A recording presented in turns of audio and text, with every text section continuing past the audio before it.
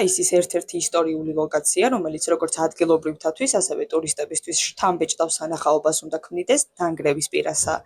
ნადგურდება სახლები, რომლებიც საუკუნოვანია და კულტურული მემკვიდრეობის ძეგლებს წარმოადგენენ. ამ თემასთან დაკავშირებით გადავწყვიტეთ გავსაუბრებოდით კონსტანტინე და დავითის ქუჩის ერთ-ერთ მოსახლეს, ნარგიზა ტუკვაძეს, რომელიც რეალური ისტორიის მთავარი გმირია.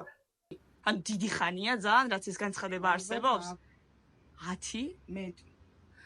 მოგვიყევით სრულად. განცხადებაში ვითხოვდით, რომ არის ავარიული სახლი, კედელი მოერღვა დაბლა, საძიკველი არაა გამსახს.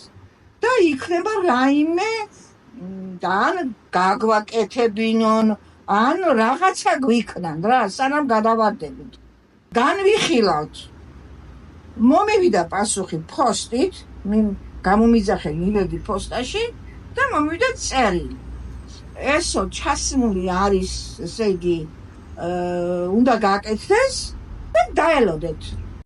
რადგან ჩვენი რესპონდენტის თქმით, ისტორიულ სახლებში ცხოვრება უკვე სიცოცხლისთვის საფრთხის შემცველია, დავინტერესდით მიუმართავთ თუ არა მცხოვრებლებს ადგილობრივი თვითმმართველობისთვის, რომ გამოეყოთ მათთვის დროებითი საცხოვრებელი ან რაიმე სახის დახმარება.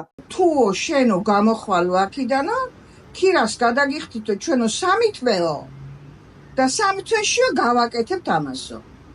და რამდენი ასე გააკეთეს, არავინ არ გადაუხადა იმ ხალხს.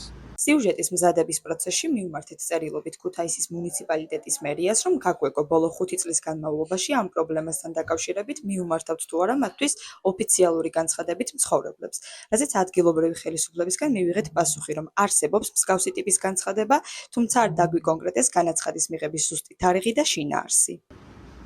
ამ ქუჩაზე იყო ცალმხრივი მოძრაობა. რამოდენიმეჯერ ვკეტავდით გზას, გამოვიდოდით მეზობლები და ვკეტავდით. ეხლა არის 2 მხრივი მოძრაობა. 2, აი, ზარმაზარი მანქანები დადიან, ქმებით დატვირთულები და 2019 წელს რიონისპირა სახლების რეაბილიტაციის პროექტზე ტენდერი კომპანია კარკასმა მოიგო, თუმცა აღნიშნული პროექტი ჩავარდა.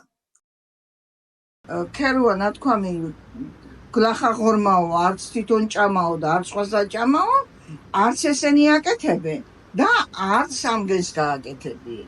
და ასე ისთავრობა მოვა, ეთავრობა მოვა, ისარჩევნები მოვა, არაფერი.